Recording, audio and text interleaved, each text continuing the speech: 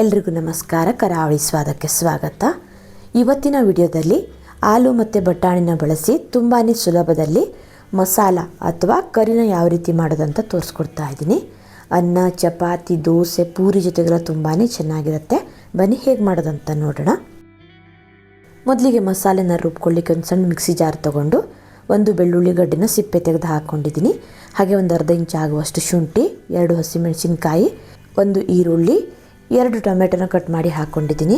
ಹಾಗೆ ಸ್ವಲ್ಪ ಕೊತ್ತಂಬರಿ ಸೊಪ್ಪನ್ನು ಹಾಕಿ ನುಣ್ಣಗೆ ಪೇಸ್ಟ್ ಮಾಡ್ಕೊಳ್ತಾ ಇದ್ದೀನಿ. ನೀರನ್ನು ಹಾಕೋದು ಬೇಡ. ನೋಡಿ, ಈ ರೀತಿ ನೈಸಾಗಿ ಪೇಸ್ಟ್ ಮಾಡಿಕೊಂಡು ಇದನ್ನು ಇವಾಗ ಪಕ್ಕಕ್ಕೆ ತಿಟ್ಕೊಳ್ತಾ ಇದ್ದೀನಿ.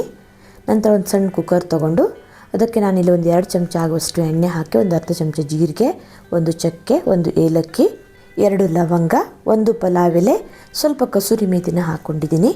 ನಂತರ ಇದಕ್ಕೆ ಒಂದೇ ಒಂದು ಈರುಳ್ಳಿನ ಸಣ್ಣದಾಗಿ ಕಟ್ ಮಾಡಿ ಸೇರಿಸ್ಕೊಳ್ತಾ ಇದ್ದೀನಿ. ಈರುಳ್ಳಿನ ಸ್ವಲ್ಪ ಫ್ರೈ ಮಾಡ್ಕೊಳ್ಬೇಕು.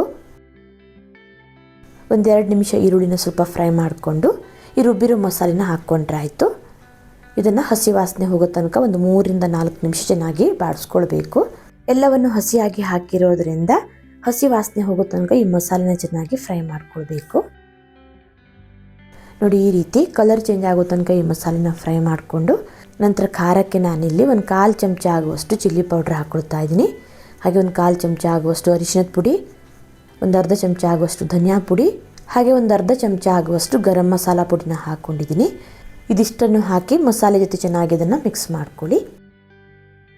ನಂತರ ಒಂದು ಅರ್ಧ ಕಪ್ ಆಗುವಷ್ಟು ಹಸಿ ಬಟಾಣಿ, 1 ಕಪ್ ಆಗುವಷ್ಟು ಕಟ್ ಮಾಡಿರೋ ಆಲೂಗಡ್ಡೆನ ಸೇರಿಸ್ಕೊಳ್ತಾ ಇದ್ದೀನಿ. ನಾನಿಲ್ಲಿ 2 ಆಲೂಗಡ್ಡೆನ ಸಿಪ್ಪೆ ತೆಗೆದು ನೋಡಿ ಈ ರೀತಿ ದೊಡ್ಡ ದೊಡ್ಡ ಪೀಸ್ಗಳಾಗಿ ಕಟ್ ಮಾಡಿ ಹಾಕ್ಕೊಂಡಿದ್ದೀನಿ.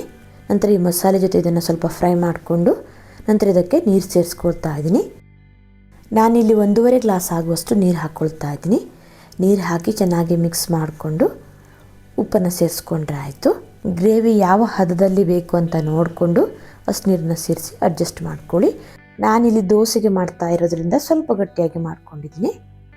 ನೋಡಿ, ಈ ಹದದಲ್ಲಿ ಅಡ್ಜಸ್ಟ್ ಮಾಡಿಕೊಂಡು ನಂತರ ಇದಕ್ಕೆ ಉಪ್ಪು ಸೇರಿಸ್ಕೊಂಡ್ರೆ ಆಯಿತು. ರುಚಿಗೆ ತಕ್ಕಷ್ಟು ಉಪ್ಪು ಹಾಕಿ ಚೆನ್ನಾಗಿ ಇದನ್ನು ಮಿಕ್ಸ್ ಮಾಡಿಕೊಂಡು ಖಾರ ಮತ್ತು ಗರಂ ಮಸಾಲೆ ಏನಾದರೂ ಕಡಿಮೆ ಇದ್ದರೆ ಚೆಕ್ ಮಾಡ್ಕೊಂಡು ಸೇರಿಸ್ಕೊಳ್ಬಹುದು. ಕುಕ್ಕರ್ ಮುಚ್ಚಳನ ಮುಚ್ಚಿ 2 ರಿಂದ 3 ವಿಸಿಲ್ ಆಗೋ ತನಕ ಬೇಯಿಸ್ಕೊಳ್ಳಿ. ಕುಕ್ಕರ್ ವಿಸಿಲಾಗಿ ಪ್ರೆಷರ್ ಎಲ್ಲ ಹೋದ್ಮೇಲೆ ಮುಚ್ಚಳನ ಓಪನ್ ಮಾಡ್ತಾ ಇದ್ದೀನಿ. ನೋಡಿ ಎಷ್ಟು ಚೆನ್ನಾಗಿ ಬಂದಿದೆ ಅಂತ. ತುಂಬ ಕಡಿಮೆ ಸಮಯದಲ್ಲಿ ಕಡಿಮೆ ಪದಾರ್ಥನ ಬಳಸ್ಕೊಂಡು ದಿಢೀರಾಗಿ ಮಸಾಲೆನ ಮಾಡ್ಕೊಳ್ಬಹುದು. ತುಂಬಾ ಚೆನ್ನಾಗಿರುತ್ತೆ. ಚಪಾತಿ, ರೊಟ್ಟಿ, ದೋಸೆ, ಪೂರಿಗೆಲ್ಲ ಸಖತ್ತಾಗಿರುತ್ತೆ. ಅನ್ನಕ್ಕೇನಾದರೂ ಮಾಡೋದಾದರೆ ಸ್ವಲ್ಪ ನೀರು ಜಾಸ್ತಿ ಹಾಕ್ಕೊಂಡು ಸ್ವಲ್ಪ ತೆಳ್ಳಗೆ ಸಹ ಮಾಡ್ಕೊಳ್ಬಹುದು. ನೋಡಿದ್ರಲ್ವಾ ಆಲೂ ಬಟಾಣಿ ಮಸಾಲ ಅಥವಾ ಕರಿನ ಹೇಗೆ ಮಾಡೋದಂತ. ವಿಡಿಯೋ ಇಷ್ಟ ಆದರೆ ಲೈಕ್, ಶೇರ್, ಕಮೆಂಟ್ ಮಾಡೋದನ್ನು ಮರಿಬೇಡಿ. ಮತ್ತೆ ಸಿಗ್ತೀನಿ ಹೊಸ ವಿಡಿಯೋ ಒಂದಿಗೆ. ಧನ್ಯವಾದಗಳು.